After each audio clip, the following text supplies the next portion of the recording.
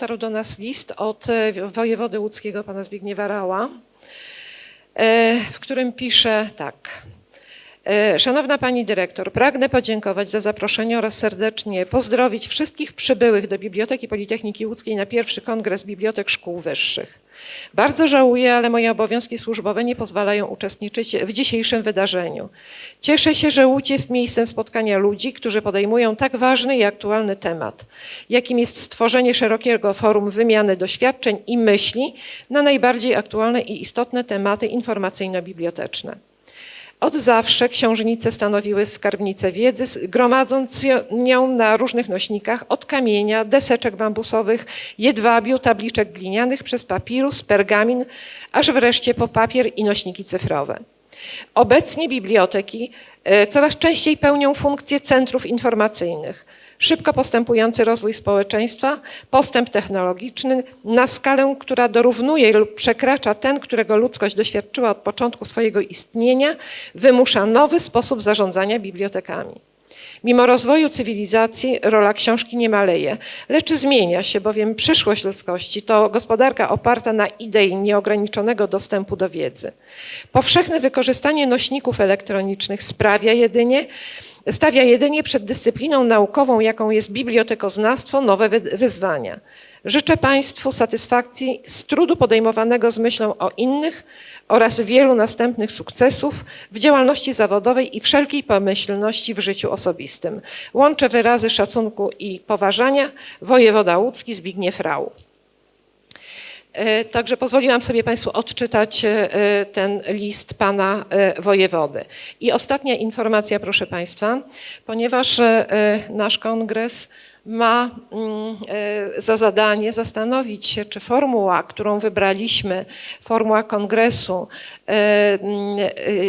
będzie tą oczekiwaną przez nas wszystkich, postanowiliśmy poprosić 3 nasze koleżanki o sporządzanie wniosków z naszych obrad. Panie się zgodziły i dlatego teraz odczytam Państwu nazwiska osób komisji wnioskowej, która w ostatnim dniu kongresu podsumuje to, o czym dyskutowaliśmy, spróbuje wyciągnąć wnioski i być może odpowiedzieć na pytanie, czy kongres ma być kontynuowany.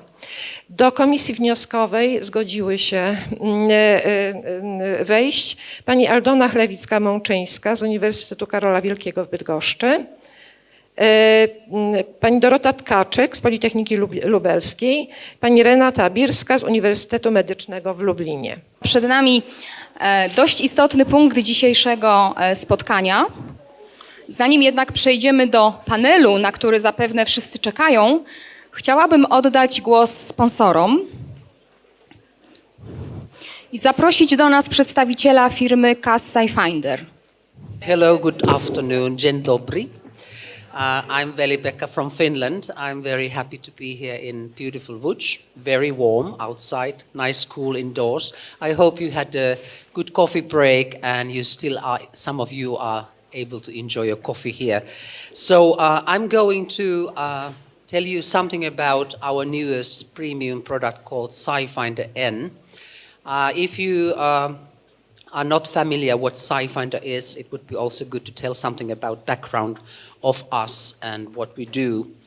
So I work now 11th year in Chemical Labs as Service and have been covering Poland in my 12 countries, and I'm very happy that I have Poland also in my territory.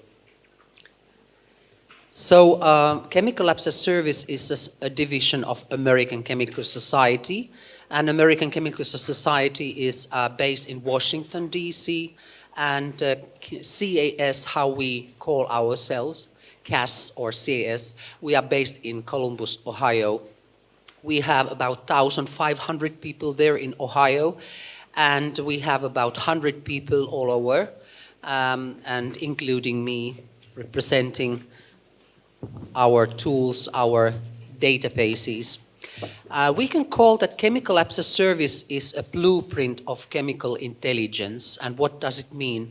It means that we have 1,000 editorial scientists who are indexing the content for chemistry databases like chemical substance database and chemical reference database, what we have, many of them, all available on SciFinder.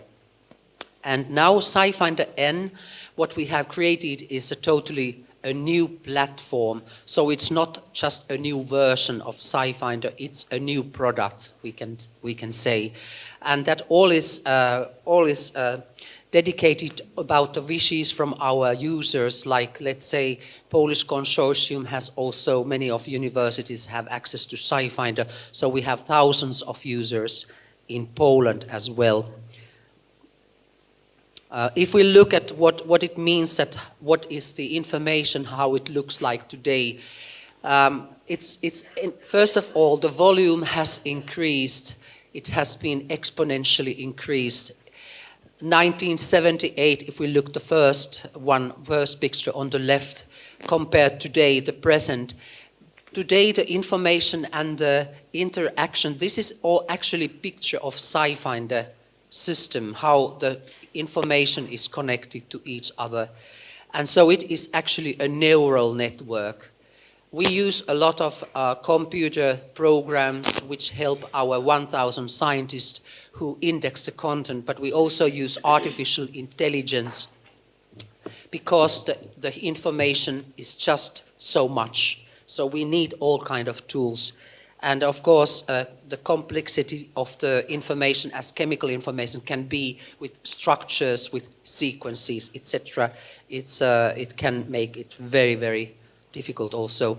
So our scientists, they analyze, they summarize, and they make a very nice indexation for the content of 10,000 scientific journals. And also we cover patents from 63 countries. CAS is an organization which gives the CAS number for every single chemical compound, and we get about 20,000 new compounds every day, and we already have 2,020 million in the system. So you understand they are very busy, our 1,000 editorial scientists. Of course, they index the content using CA lexicon, which is a very nice indexation. It covers scientific terms, it covers Latin names, it covers, let's say, it even covers medical terms, biological terms, of course chemical terms, but all of these which are related to life science. We also index the reactions, and we have the largest database for reactions as well.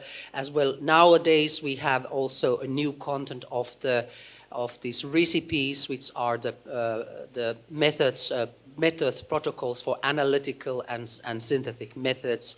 We cover special structures from patent documents, which are Marcus documents, etc. But overall, what people do here at CAS, they really make it easier for you to find all that information. And the CAS number is the backbone of all of that. Mona is one of those 1,000 experts, and she is very good in indexing very huge patent documents.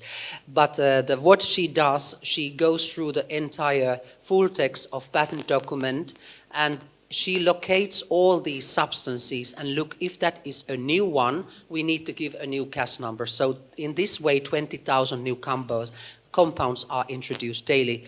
If that is something we already know, she is looking at that point what is relevant, perhaps new property information, perhaps new interesting biological activity or something which is relevant as a new content. And she knows where the substances are, so it really saves your time. For instance, SciFinder N includes the patent pack, which shows you where the substances are. If the patent document has 500 substances, where they are located. Even the same substance can be presented in different names, as chemical substance can have many different names, the same substance. But the CAS number is the key, which is there. And for instance, even there is nice computers and all kind of artificial intelligence, but it cannot beat the human intelligence. So still, what we use these computer programs, they can't beat Mona and her intelligence. So she is deciding that the product in the full text means that this CAS number, and that is something computers cannot do yet. 77% of new compounds are coming from patent documents, and this is the fact that we cannot avoid for indexing. And for instance, China has been many years the #1 country in number of all kind of references, but also in chemical substances. Many of the chemicals, most of the patent documents are coming nowadays from Asian countries, and so the new, we will say the majority of the chemical substances also coming from these countries. And we have to index them, so that's why we have 100 people in China today doing that indexation, because we always do it from original language. Like Polish language, if there is Polish document available, so we have people who know Polish language in Columbus.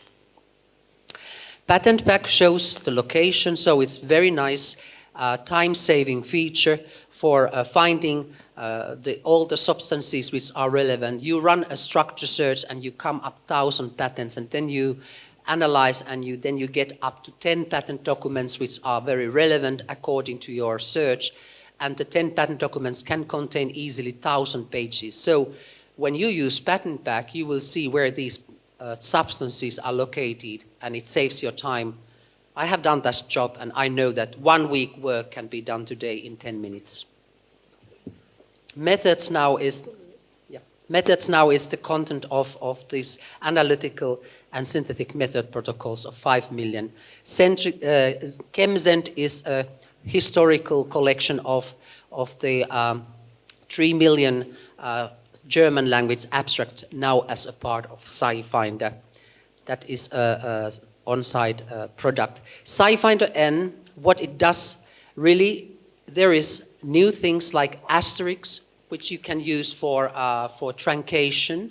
You can use asterisks for searching substances, compounds, and that means that it intellectually truncated also left hand and right hand.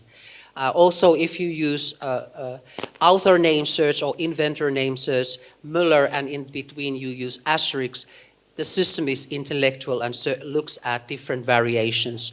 Very, very handy, very nice. Also, in SciFinder N, you can combine structure search with text search, which is also something very new and very nice. And that helps you to really focus on the relevant documents. The system in SciFinder N is based on a new platform which looks at the relevance, and the relevance ranking is the issue. The best answers should come first. If you have millions of answers, the best answers should come first. And that means that the system has system learning, it has the metrics learning, it has the semantic and syntactic point from this, which brings up the results up in this way. Monitoring is one of the things as well, but the nice thing as a user point of view is that it remembers what you search, because every user has an individual logging ID, so it saves your searches automatically, which is very nice compared to this current version you have. And citation mapping helps you to understand where you can go or where you need to go next in your literature review, because it nicely puts the most cited and most citing references of your topic you are working at. Then there is one more thing which has released last week, is the retrosynthetic planner. That is our tool for searching retrosynthetic pathways. A very nice new feature which is also part of SciFinder N. And that is something like the synthetic chemists would really love to have. So I think that's time to say dziękuję, kiitos, thank you. This picture is from our summer house. Enjoy. Thank you. Dziękuję. Zapraszam pana Marcina Majorkowskiego z firmy Sesja Dynix. Dzień dobry Państwu, moje nazwisko Marcin Majorkowski. Na tym kongresie reprezentuję firmę Sesja Dynix, która jest producentem oprogramowania dla bibliotek. I nasze takie główne dwa produkty to Horizon, dobrze znany w Polsce, Symfony również, bardziej na świecie. Te produkty od około kilku lat integrujemy w platformie usług internetowych o nazwie Blue Cloud. Ta platforma to nie tylko systemy biblioteczne, ale to także systemy prezentacji zasobów, wśród nich moduł Enterprise, multiwyszukiwarki, którą obecnie wdrażamy w bibliotekach konsorcjum łódzkiego, pozwalające przeszukiwać nie tylko katalog macierzysty, ale inne zasoby biblioteczne i dość ciekawy produkt Blue Cloud Visibility pozwalający, czy w czasie bieżącym indeksujący dane katalogu, konwertujący je do formatu BibFrame i udostępniający przeszukiwarkom internetowym takim jak Google albo Bing, pozwalającym przyciągnąć do katalogu bibliotecznego użytkowników właśnie tych wyszukiwarek, którzy często właśnie uciekają nam w tym kierunku. Blue Cloud to także systemy przeznaczone na urządzenia mobilne, wśród nich Blue Cloud Mobile, aplikacja na telefony komórkowe pozwalająca dostać się do konta, przeszukać bazę i aplikacja do mobilnych wypożyczeń pozwalająca bibliotekarzom pracującym w wolnym dostępie bardziej sprawnie obsłużyć czytelników. Platforma Blue Cloud to także mechanizmy integracji z systemami zewnętrznymi, rozbudowane API pozwalające nie tylko rozszerzyć jakby funkcjonalność tą standardową, ale również zintegrować się z zewnętrznymi systemami. I narzędzia analityczne pozwalające przeprowadzić różnego rodzaju analizy bibliotekarzom związane z wykorzystaniem zbiorów lub bazą danych. Tyle tytułem skrótu. Zapraszam do mojego stoiska osoby zainteresowane. Tu są moje dane kontaktowe na stoisku. Będę Państwu w stanie powiedzieć coś więcej. Dziękuję bardzo. Bardzo dziękuję.